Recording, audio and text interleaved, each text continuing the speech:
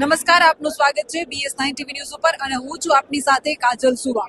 બોટાદમાં જે કડતા કાંડ થયો ત્યારે અનેક ખેડૂતોને જેલવાસ ભોગવવો પડ્યો છે અને એમાંથી હજુય કેટલાક ખેડૂતો એવા છે કે જેમને હજુય કોલ રેકોર્ડિંગના આધારે જેલમાં લઈ જવા આવી રહ્યા છે. એમને પૂછવું છે કે શું ઘટના શું બની છે ફરીથી.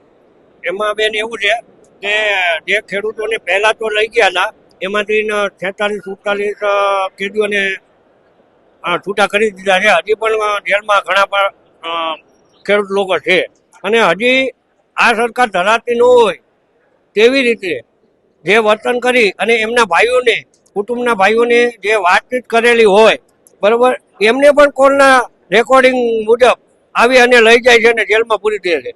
હજી અમારે એવા હજી તમને કહું કે અમારા સુરત તાલુકાના સુરેન્દ્રનગર જિલ્લો ત્યાંના જોબાળા ગામ છે ત્યાંના જે ખેડૂત ભાઈઓ છે 4 જણા છૂટ્યા હતા તેના પાસેથી રેકોર્ડિંગ લઈ અને એના ભાઈઓ જે ઘરે હતા એમને પણ હમણાં જેલમાં લઈ ગયા છે. કેટલા જણાને? અત્યારે 1 જણા લઈ ગયા છે અને હજી 5ના નામ છે. તો અમારે સરકારશ્રીને એ કહેવાનું છે કે હવે તો ડરાઈ જાઓ, આટલા ખેડૂતો ઉપર જુલમ કર્યો છે તો હવે ક્યાં ઓછો છે. તો આવી રીતે તાનાશાહી સરકાર ન ચાલે. આ એક તરફની સરકાર છે તો વારી ઘડીએ આવા ખેડૂતોને હેરાન કરે તો આ સરકાર નક્કી જવાના તૈયારીમાં છે. બસ મારે આટલું જ કહેવાનું છે કે ખેડૂતો અન્ન પકવતો એક વર્ગ છે કે જે એ પકવે છે ને ત્યારે તમે ખાઓ છો. જો ખેડૂતોને જો તમે આવી રીતે કરશો તો ખેડૂતો અન્ન ક્યારે પકવશે. લાઠીચાર્જ કરવામાં આવ્યું હતું ખેડૂતો ઉપર, એ ઘટનાને તમે કઈ રીતે જોવ છો? એ તો અમે સદંતર વખોડીએ છીએ કે જે આ ખેડૂતો ઉપર નિર્દોષ ખેડૂતો ઉપર જે લાઠીચાર્જ કર્યો છે, ખૂબ કર્યો છે. ખાવા ટાઈમે નથી દીધું, પીવા નથી દીધું, બરોબર. તો આ કેવો ન્યાય, આ કેવી સરકાર? આની કરતા તો અંગ્રેજો સારા હતા. અરવિંદ કેજરીવાલ દિલ્હીથી અહીં ખેડૂતોને મળવા આવ્યા છે, જેમણે જેલવાસ ભોગવ્યો છે, એમનું સન્માન કરવામાં આવ્યું છે, એના વિશે શું કહેશો?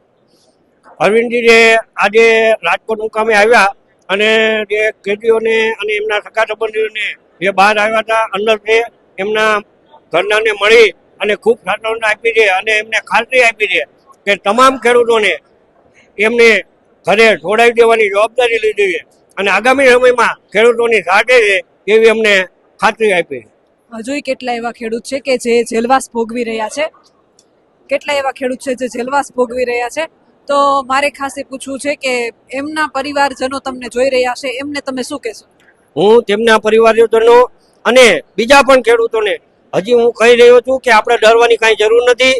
આ સરકાર જાજો ટાઈમ આપણને અંદર રાખી નહીં શકે. આપણે સાચા ન્યાય માટે લડ્યા છીએ અને લડવાના છીએ, બરોબર. એટલે ડરવાની કોઈને જરૂર નથી. મને કુદરત ઉપર પૂરો વિશ્વાસ છે કે અમને ન્યાય મળી અને રહેશે. અનેક ખેડૂતોએ જેલવાસ ભોગવ્યો છે, એ ખેડૂતોને લઈને તમે શું સંદેશ આપશો? બેન, જેલવાસ ભોગવ્યો છે અને જે ખેડૂતો, જે ભાઈઓ જેલમાં ગયા હતા એ ખેડૂત માટે ગયા હતા અને ખેડૂતો માટે ગયા હતા, પોતાના માટે નહોતા ગયા. તે સર્વ ગુજરાતના ખેડૂતો માટે, ભારત દેશના ખેડૂતો માટે ગયા હતા. આજે બોટાદથી હળદરથી એક ક્રાંતિ ઉપડી છે કે કડદાકાંડ જે કંઈક ખેડૂતનું શોષણ કરવામાં આવતું હતું એ મુદ્દે આ લોકો લડતા હતા. કોઈની આંખણે કોઈનો સ્વાર્થ માટે કોઈ નહોતા ગયા, કોઈનો પર્સનલ પોતાના સ્વાર્થ માટે નહોતા ગયા, હર કોઈ ખેડૂત માટે લડતા હતા.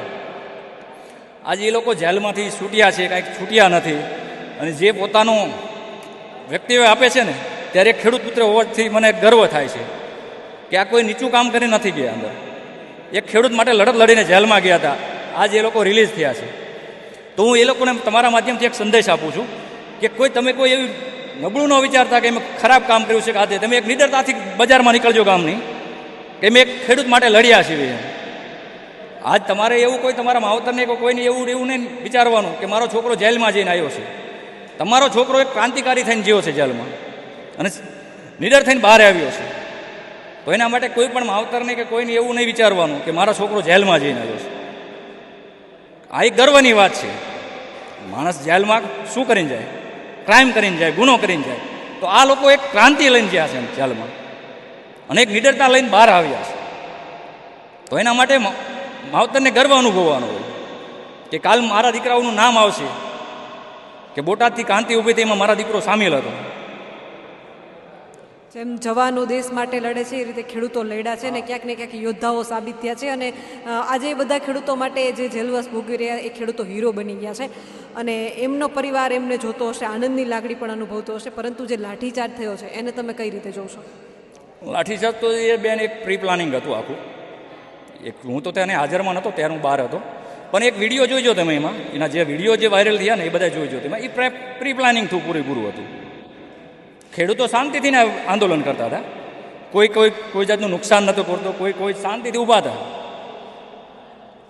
તો સ્ટાફના લોકો આવે છે, એક આ બધી વસ્તુ થાય છે. આપણે વિડીયોમાં જોયેલી વાત કરું છું તમને, આપણે રૂબરૂ હાજર નહોતા ને. પછી અસામાજિક તત્વો કોઈ પણ વસ્તુ આતે પથ્થરમારો થાય ચાલુ થાય છે એ બધું, તો એમાં નિર્દોષ લોકો આવી જાય છે. મેઇન વસ્તુ આ છે.